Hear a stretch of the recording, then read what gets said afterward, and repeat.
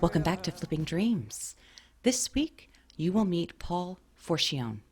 He is a motivational life coach that approaches his clients with quite a bit of compassion and really helping them to identify the limiting beliefs that they have that are holding them back so that they can achieve their goals in whatever it is that they're trying to accomplish. He also has a really interesting backstory that makes him uniquely qualified for this work. So I hope you enjoy our chat.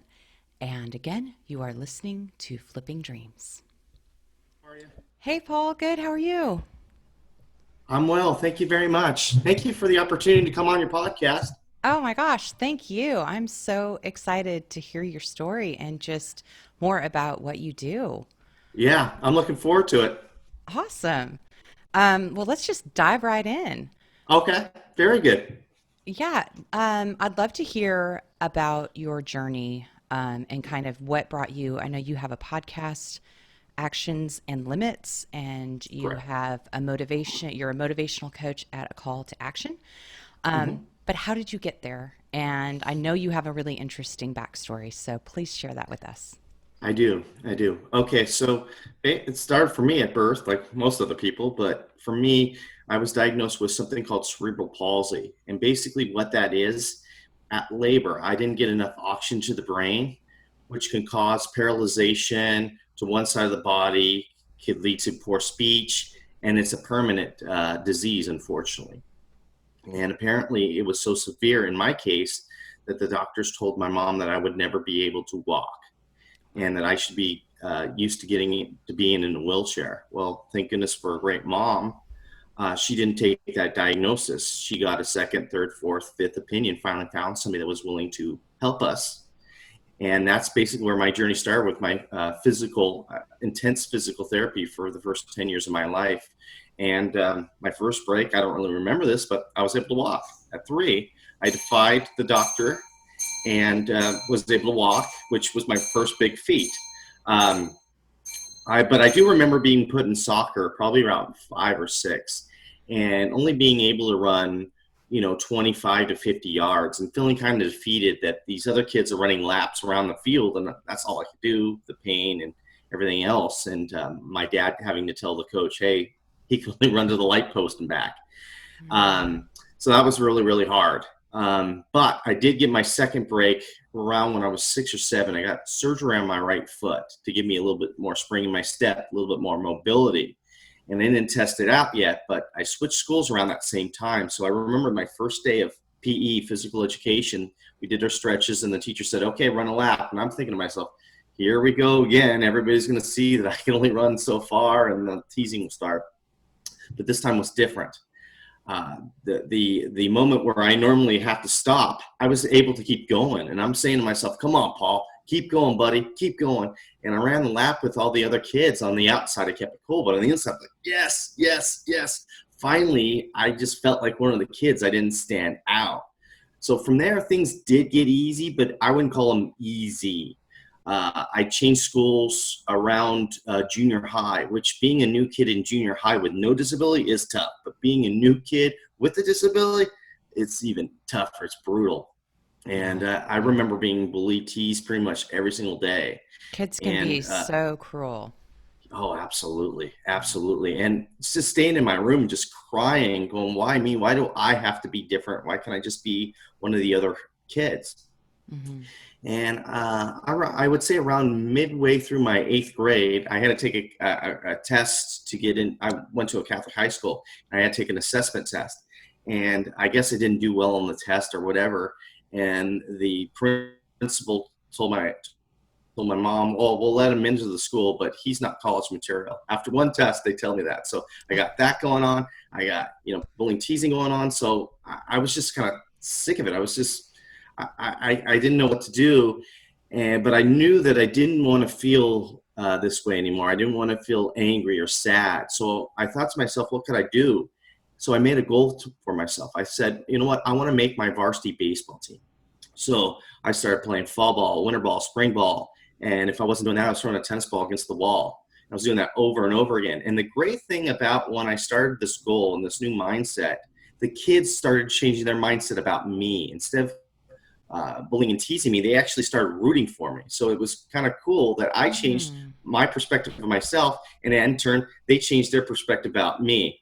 And I'm happy to say I did make my varsity baseball team my junior and senior year, and then went to junior college because I was like, you know what, I had another bone to pick with the principal that said I wasn't college material. Right, So right, I right. wasn't that great in high school as far as GP. Yeah, I wasn't that great, in school, in high school, but I really stepped up my game in junior college. Became a 3.5 student, which, I mean, for some people that's probably low, but for me that was awesome. And then I transferred to Cal State Fullerton, graduated, and I really didn't know what I wanted to do. I'm 22, 23 years old. I have no life experiences. So a friend of mine said, why don't you try getting into the mortgage business? Because that's what he did. Mhm. And so for many, many years, I was into that, and I really, really enjoyed it. But then 2008, 2009 hit, and the economy changed, and the government put some stronger regulations on us, which some of it was rightfully so, needed to clean it out a little bit, but some of it might be a little over the top, because I remember having to say my mortgage license number every time I talked to a new client. And I'm thinking and I could get in trouble if there was a secret shopper and they could report me that I'm not saying my mortgage license number. So instead of listening to what the client's needs were, I was thinking to myself, oh, wait, did I say my mortgage license number? Did I say this? Did I say that? I was trying to hit my cues rather than listening to what the client actually needed from me. So I was kind of losing my luster for it. And I remember about 6 years ago, a motivational speaker came to talk to our group. And the guy blew me away. The guy was so awesome. And so I made a point to talk to him after and go, wow, that was such a great, great presentation. And he was very gracious.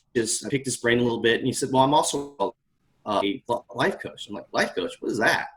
And so he kind of explained that to me. And I'm like, this is something I might want to get into. So I got my coaching certificate, started putting out in the universe that that's what I wanted to do, and was doing mortgage and coaching simultaneously.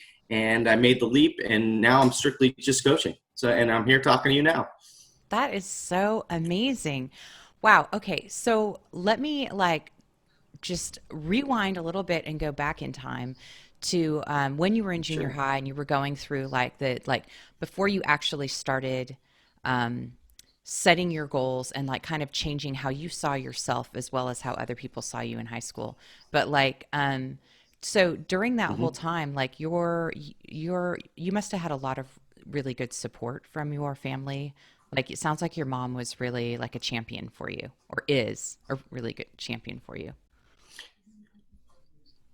Yeah, no question. I mean, I wouldn't be able to walk if I wasn't for her, right? Yeah. She was my voice throughout, my childhood. And, there was times, like when I was playing soccer, after, a couple practices and only being able to run so far and feeling humiliated, I wanted to quit right then and there. But my mom said, no, no, no, no. You made a commitment.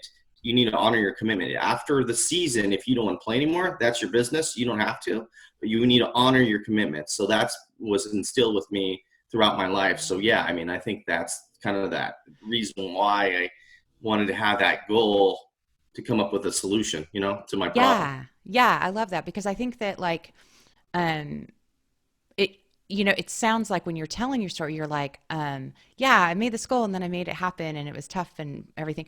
But the thing is that I'm sure it wasn't easy the whole time, right? I'm sure there were times when you were like, I made this goal, why did I do this? And you had a lot of second guessing and a lot of limitations to overcome to finally get to the point and reach it, right? Like what are some of the things that you told yourself during those times? Because I think that first of all, I love the idea that you're you have to set a goal because I really believe in this. I think that people have to have a vision to work towards in order to find the motivation and just the endurance to get there. Because having the idea and actually getting there, all of that in between time can be very hard. So I don't know what you told yourself during those times in between. That's a really good question. I think, when I had those doubts in myself, I thought to myself, like with playing baseball in the little league and being intimidated by some of these players that were really, really, really good. and coming home sometimes being like, oh man, should I be really doing this? But then I would think to myself, then what else am I going to do? You know what I mean? Like if I quit doing this, I got to find something else, right? And what if that gets hard and I'm going to quit that too? So I thought to myself, well, let's just stick it out. You know what? We'll see what happens. I stopped kind of worrying about what other people were thinking about me and just focusing on me, just worrying about what I can control and not worrying about the outside, distractions that were going on. I think that was the main thing that helped me, was just, you know what, they're going to talk, they're going to say what, you've been dealing with that. I dealt with that all my life, that people were teasing me with negative thoughts in my head. So I was used to it. So I'm like, you know what, who cares? I mean, they're going to say it. They've been saying it your whole life. Just keep going. Mm.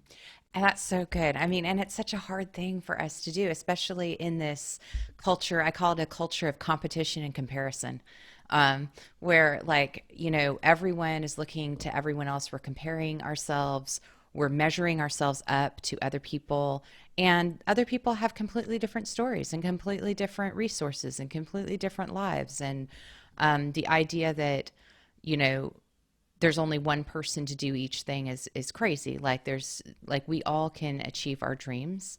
But I do think that overcoming, when you, like, I went through that, growing up, having a lot of bullying. Um, and when you go through that, it is really hard to overcome that personally, and to be able to just see yourself for who you are and really believe in yourself, and to continue to just strive for your own vision, and just not have that interference. It's tough. So I commend you for that. That's amazing.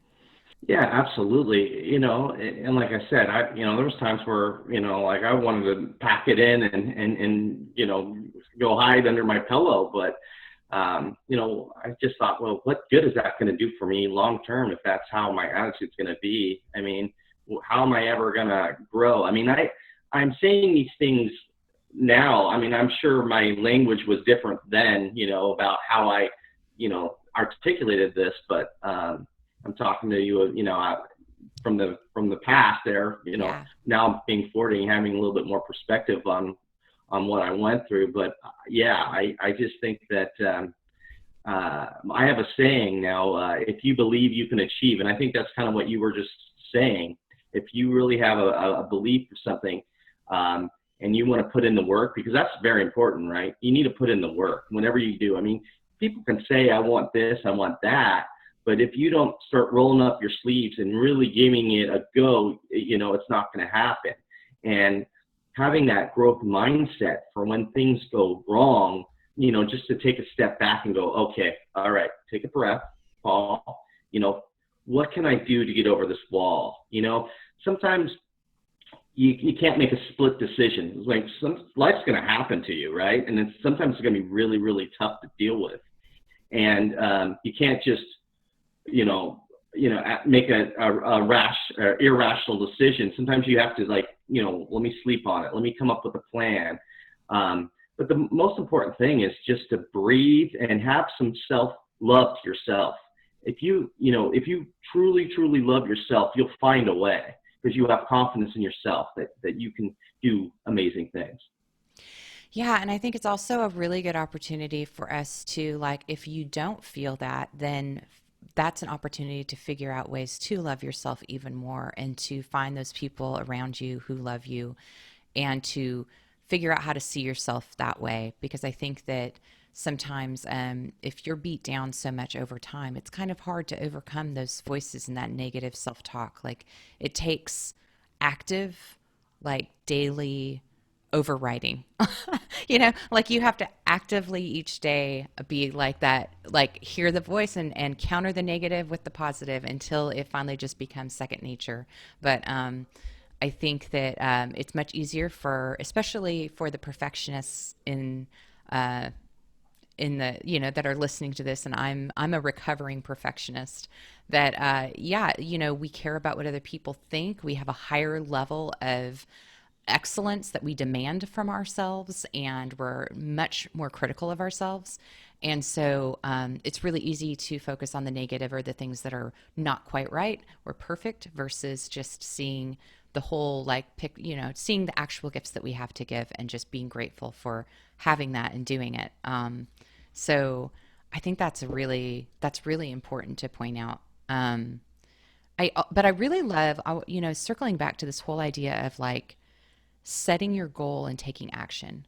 So part of like flipping dreams, like the philosophy that I have is that it's never too late to pivot, right? Like, so just because you have a dream, and let's say you took action on that dream, and then it didn't quite work out the way you thought it would. Or maybe it like failed miserably and you're like face down in the arena going, "Oops, okay, now what? Now what?" But this idea that you can always flip it. You can always like pivot and turn it into something different, or just let it go and move on to something, something else. But that all of those things take action. Like you can't expect for life to just meet you at the door and knock on your door someday and just be like, "Hey, here's your new life." And, it's like it really does take a lot of work. And what we see in social media are everyone's perfect moments. But to get to the perfect moment, there was a lot of work. There's a timeline there. Yeah, absolutely. A couple things that I tell my clients is, one is, you're, the only person you're in competition with is yourself. So you can't look at social media and say, "Oh, look how this person's ahead of me," or "this person, this and that." No, you don't know where their starting point was. You can only worry about what's going on with you. Just worry about you, focusing on your journey. And another exercise I teach my clients, especially with the perfectionists, this is something I really do with them, and all of them actually, but this one, especially for perfectionists.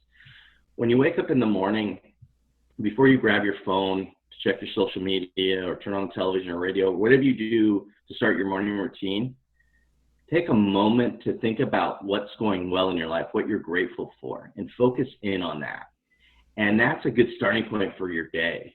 And you start focusing in on the positive things that are going on in your day, like, "Oh, look I just got a free coffee. Now I can go get a free coffee. My day's starting to get better." And you start pointing out all the good things that are going on in your day. Because you could do the opposite way, right? In the negative, right? You could be driving to work and you have a flat tire and say, "Just my luck. This always happens to me. I always get a flat tire." Yeah, I would always get a flat tire because that's stuff that always happens to me. Bad luck always happens to me. Well, bad luck always happens to you because you're looking for it. You can either look for the positive or the negative. It's your choice. And I choose to look at the positive, and that's what I'm teaching my clients to do, is to focus on the positive. Because if you focus on the positive, you're going to have way more better days than bad days. I'm not telling anybody to, hold in their feelings if they're angry or sad. You're entitled to feel those feelings. We're all human beings. It happens. But there's going to be a time in your life where you're going to be like, "I don't want to be angry anymore. I don't want to be sad anymore." And now you're aware that you don't want to feel that way. And now you can change it. And the easiest way to start changing it is focusing in on things that are going right in your life. So that kind of triggered me when you talked about being grateful and such, and being a perfectionist. So. Yeah, no, that's so good. And I think that oh shoot, I had a couple things I wanted to add. Well, like one thing, like going back to the flat tire, story or idea, example. There we go. The flat tire example. Is that like, instead of focusing on, "Oh gosh, a flat tire, of course, this is like, this is just par for the course."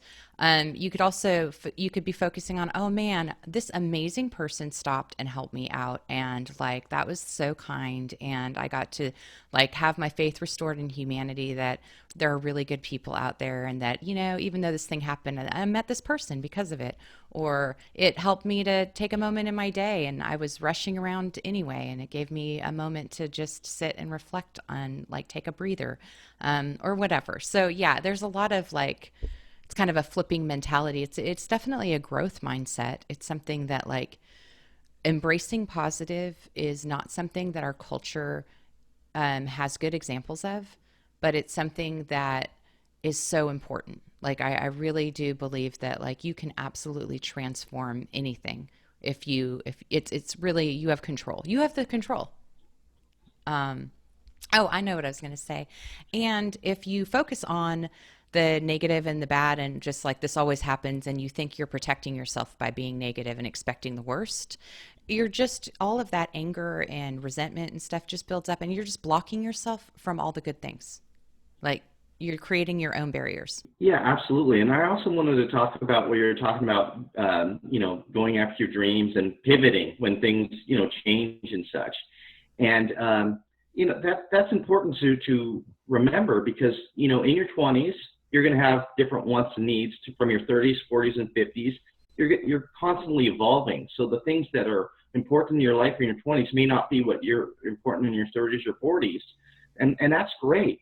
So it's all about constant discovery. So if that's not what you want to do or pursue anymore, then do some discovery. Find another passion you want to do. I mean, the great thing about technology is people are living longer and longer and longer, and technology is growing and growing. You're going to have so many more career changes than ever before, and I look at that as a positive. If you're bored about something, oh, you know what? 5 years from now, that job's not going to exist. You're going to be doing this. So it's kind of a cool thing that, back in the day, people worked, 30 years at the same job the whole time. And that's not the case anymore. You're going to be able to do so many different things, and it's going to be great because you'll be able to discover different things in your life. So the main point I want to make is if you don't know what your passion is, that's okay. The important thing is to keep searching for it, because it'll come to you, and it will constantly change, and that's going to be a great thing. Yeah, and I think it's hard. I think the hard part of that is that there is a bit of the unknown. As you're going through this, it's like you don't know where the journey is ending. You're just taking the steps along the path. And I think for some people, it's hard to not have that sense of control. But once you embrace not knowing and just jumping off the cliff, it gets easier. And that's what I tell people. Part of why I started this podcast was just because I have had a million careers and have jumped off many cliffs. And people think that it's just something I do easily. And it's not. It's just that it's just something that, because of my life circumstances, it was just necessary, and I flexed those muscles more than maybe someone else did. And so I'm trying to help people see that it's not it's still scary, it's still unknown, it's but you just keep doing it, and the more you do it, the more you're met on the other side with good things. But you just have to take the action and jump.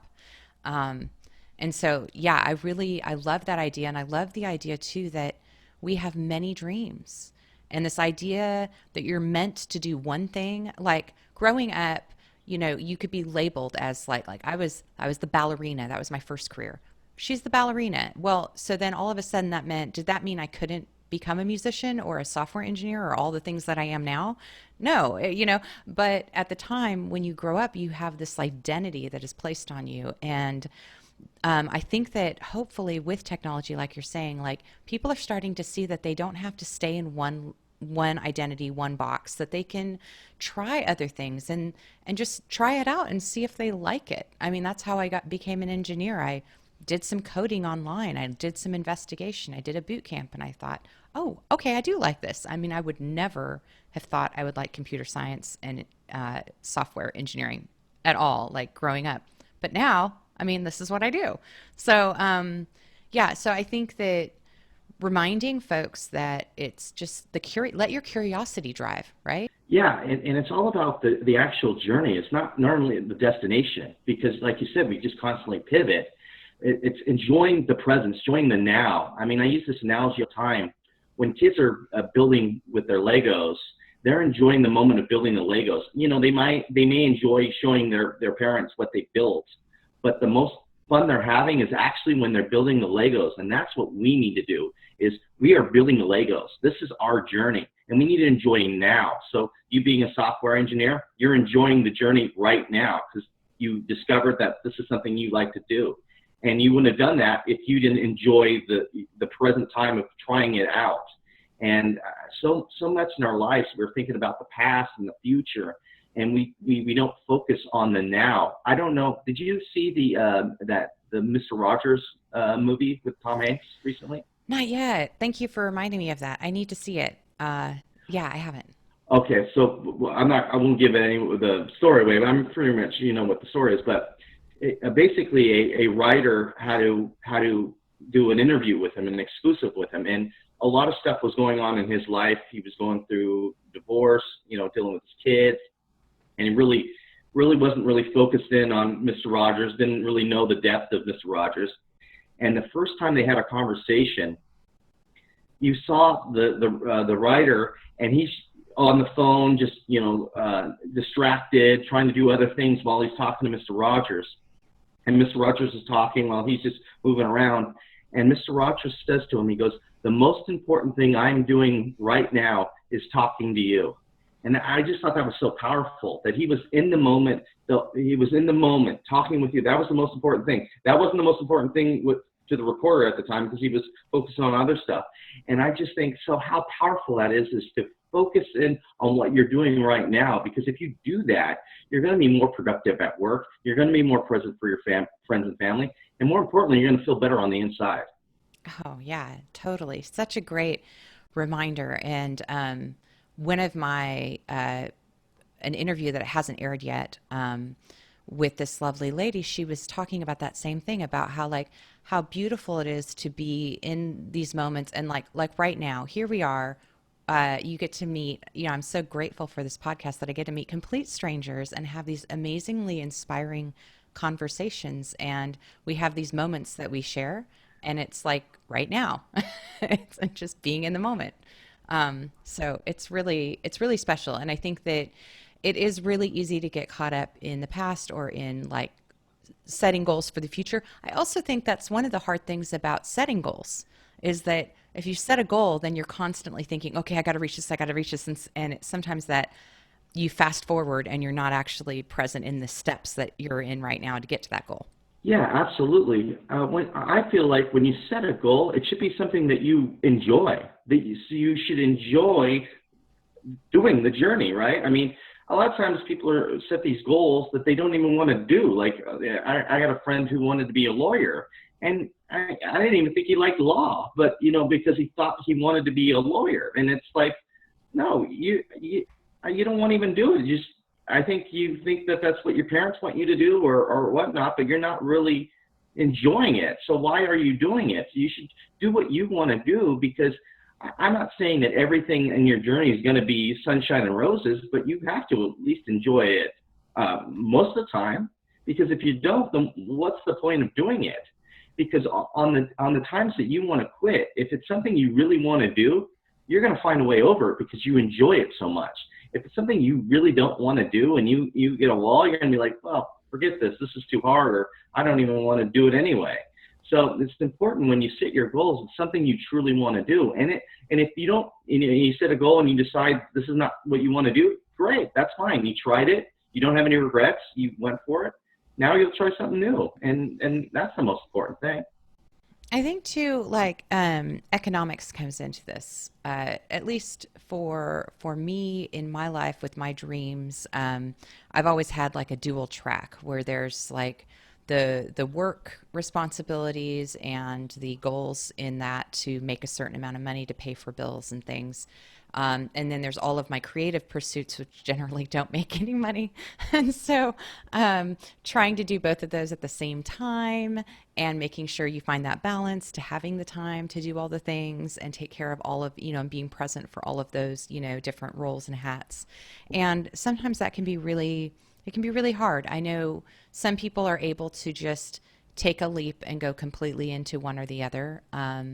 That's not something I've been really able to do in my life yet. And so I feel like, um, I don't know. I don't know if you have any encouragement for that sort of situation where it's like I'm sure there's plenty of people who are doing like they're only able to invest in their dream or passion projects part time while they're doing their other things. And whether that's because they have family or they have, you know, another job or whatever, I still feel like it's really important. And I feel like at some point, perhaps you're able to shift more energy and time into the areas that you really want. But it's hard. It's kind of hard to balance. Yeah, I know what you're talking about, especially with people who have a family and kids and, they're paying for college or what have you. They can't just straight up quit their job and move away or what have you. That's just not, feasible. But you can come up with a plan. And I always tell people, come up with a plan, write it down, put it to paper, and then communicate it with your spouse. If you have a family, communicate with your spouse what your plan is. Because if you just go to your spouse and say, "Oh, I want to be an astronaut," just out of the blue, your spouse is going to be like taken back, like, "What are you talking about?" We need to talk about this more. But if you say, "I want to be an astronaut," and I did some research, this X, Y, and Z, they're going to feel a little bit more comfortable with your decision, because you actually have you have a plan in place. You have some sort of a plan. So I think that's so important. I think that, I never want anybody just just jump off, just to jump off, discover it a little bit. You can do some back work before you actually, do the full jump off. You can, investigate if this is something you want to do. And if it is, then start coming up with a plan, put it to paper, put it in your computer, however you do it, put it in your phone, and then just kind of keep going with it over and over again until you perfect it. And then at some point you will have to jump off, but at least you're not making a rash decision. That you're doing some research on it, and it's something that you feel like you really want to do. And I think that's the important thing, and especially if you have a family and bills to pay for and mortgages and stuff like that. It's very, very important that you do a little bit more research on something like that if you're going to make some sort of real career shift. Or just figuring out like how you're going to shift your priorities. Like I think a lot of people have been saying that I've interviewed to talk about 5 years, like the 5 year vision or view. And I don't know why it's 5 years, but it just is. And so this idea that, like, 5 years from now, where do you want to be? And then like what steps are you going to take now to get there? Whether it's like, okay, I'm going to pay off all of, X amount of debt a month to get to that 5 year goal, or I'm going to learn or train in this new thing that I want to do and investigate that. And then 5 years from now, this is going to be where hopefully I'll end up. But like that will constantly change. You'll constantly be reevaluating. Like I have like a vision statement and a plan, but I'm constantly, like, probably monthly, having a retro with myself on like what's working, what's not working, what do I need to change? Is this still on track and in line with my vision of myself and where I want to be? If it's not, then I need to make some changes. And is this still on track with that 5 year like view? And so I do think it's something that is constantly evolving and kind of goes back to that whole growth mindset that you were talking about earlier. Yeah, I mean, I like 5 year plans and I don't like 5 year plans. I like 5 year plans because, I mean, it keeps you focused on something. But I don't like 5 year plans sometimes because I don't want it to intimidate people. Like, I don't want to say to my clients, "What do you want to do in 5 years?" Because then that puts them down. Like, "Oh man, I should have thought about that." No, I mean, it's okay. I mean, I think it's okay. I think you should just set goals for yourself first and figure it out. I mean, 5 years, you could be a totally different person. So I think of it, depending on the type of person that you are, yeah, if you want to set a 5 year goal, do it. But I think it's just case by case on how you want to do it. And another reason why I don't like the 5 year plan is like, I don't want, what would hate for somebody to feel, "Oh, I didn't hit what I wanted to hit in 5 years and I'm a horrible person." No, things happen. So I think that it's good to have, maybe a 5 year plan if it's to keep you on track, but I think it should be very loose. I don't think it should be, "Oh, you know what, I'm going to have $2 billion. I'm going to have 3 kids. I'm going to be living on the ocean." I guess if that's really, really what you want to do, then let's do it. But I mean, I don't feel like that's a necessary thing to have. I like that. I like your perspective on that. It's a little bit kinder. um, um, so tell me a little bit about then your coaching and kind of what are your clients like, and like what are some of the things that you help your clients with? Well, all my clients are amazing people, and they're going to be doing amazing. They're already doing amazing things, and they're awesome people, and they're just people just trying to do different things. I got I got clients that want to focus on moving up in their company, and we figure out ways to do that. And maybe we'll think about pivoting to another company to help them move up. Other people, what the amazing thing about what I've learned about coaching, a lot of people don't want advice. They don't. They already know what they want to do. They already know everything they want to do. It's not about giving advice. It's about listening and giving them empathy and being a sounding board and keeping them focused on their goals and keeping them motivated and being that cheerleader to pull them up. I remember having a conversation with one of my clients a couple months ago, and I could tell by her voice that she was down. And I'm thinking to myself, oh no, this is going to be a hard call. And so I let her go and vent and tell me what was going on. And I was writing down notes. Let her vent, go. And after she was done venting, I read off the positive things that she was doing. She wasn't looking at that. She was looking at all the negative things that was going on. And I reminded her all the positive things that was going on in that story that she was telling me. And she was like, wow, I didn't realize that. I didn't think about that. And I'm not saying by the end of the call that she was doing backflips or anything of that nature, but you could tell that her voice was much different from the start to the end. And I thought that was a win just because of that point. So. Oh, yeah. No, that's amazing. And I think you hit the nail on the head with like what most people are needing is to be heard, and that level of empathy when you are doing any dream work, when you are doing anything has any relative risk, and anything you do that you really care about can be very risky, and just makes you vulnerable. And unfortunately, it's not easy work. It's not something that like, oh, I have this dream to do this and it's all going to come through. I mean, this is not a Disney movie. Our lives, we have a lot of obstacles, physical, mental, otherwise.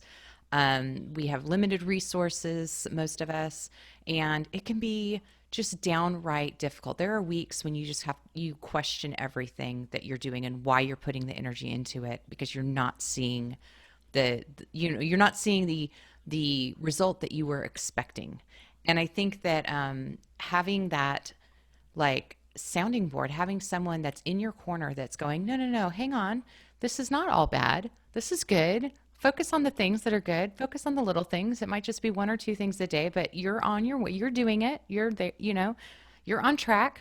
And that can be just so validating, and just so that's something that I think we all need at some point in our lives when we're doing this. That's really awesome.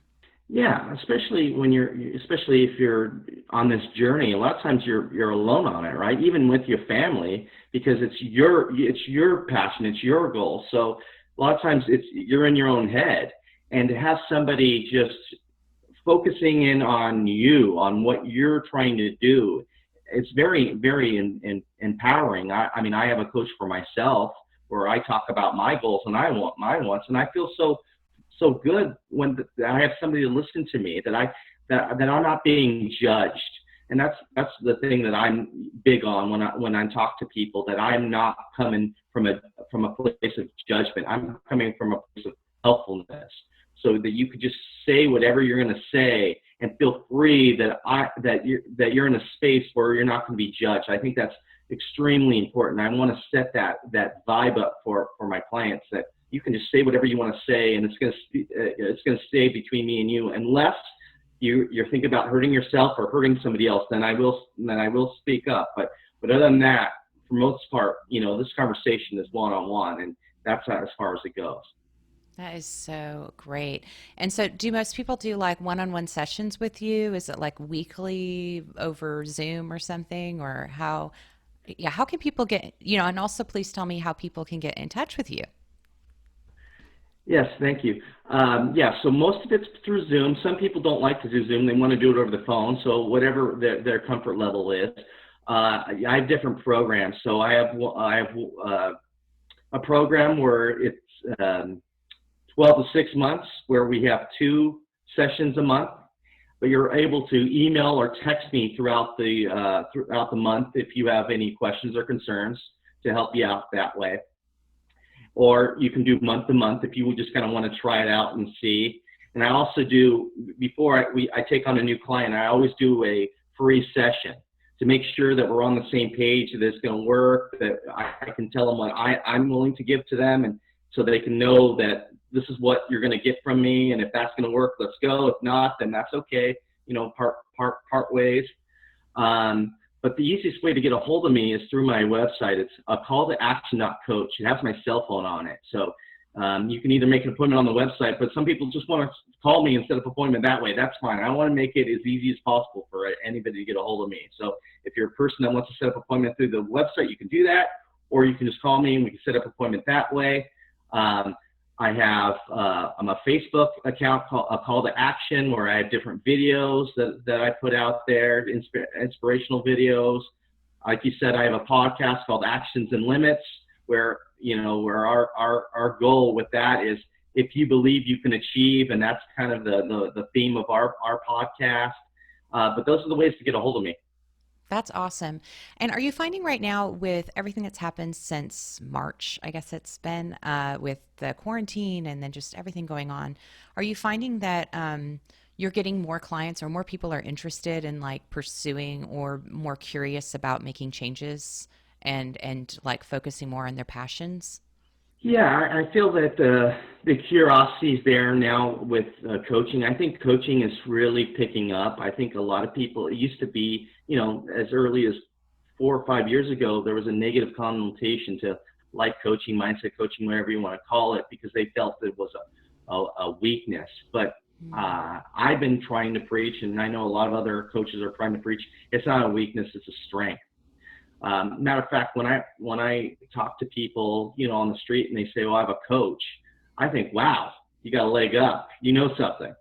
And I look at it that way. Now, I'm biased because I am a coach. That's what I do. But I even if that coach, they're not coaching for me, but I just think that it's great that they have the awareness to have a coach, so they can get themselves to that next level at a faster pace. So I think that is huge. And I think as time goes on, you're going to see more and more coaching, just because people are going to see the benefit of it, because it truly is a great benefit. You can't put a price on your happiness. You really can't. I think that is the pursuit, right? The pursuit of happiness. That's a huge thing. And I think with life coaching and being able to have that person in your corner, that advocate, is huge.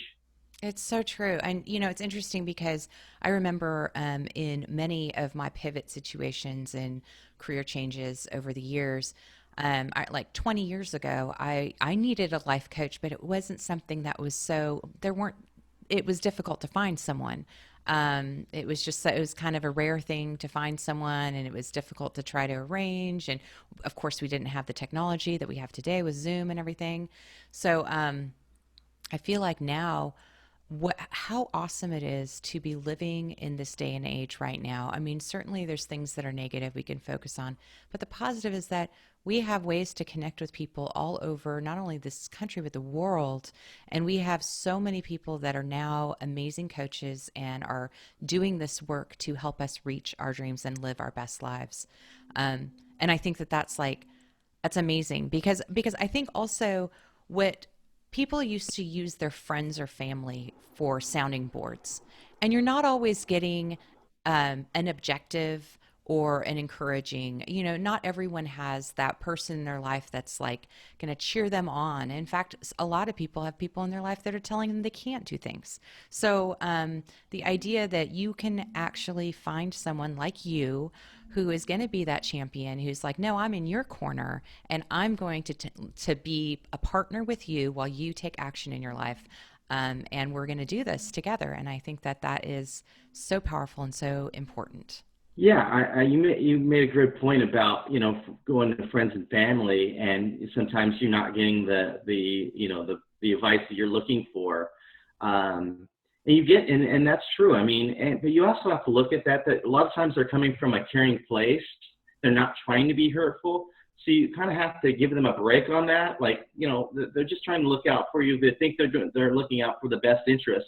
But it's you as the individual go, you know what, thank you for your concern, but I'm still going to move forward, especially when you tell your friends and family of a lofty goal, right? I mean, because you're gonna, if you set a goal high enough, you're gonna struggle. And so your family doesn't want to see you have pain. They want you to keep you safe. So sometimes you just gotta say, you know what, thank you for caring, but I still gotta march forward.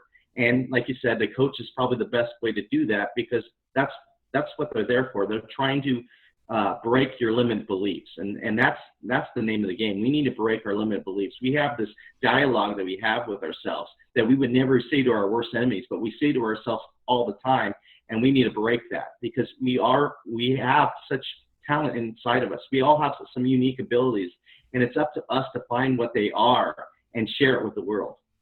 Yes, yes, and yes. I love that. Um, did you have a chance to think of your favorite quote to share with listeners? Yes, yes.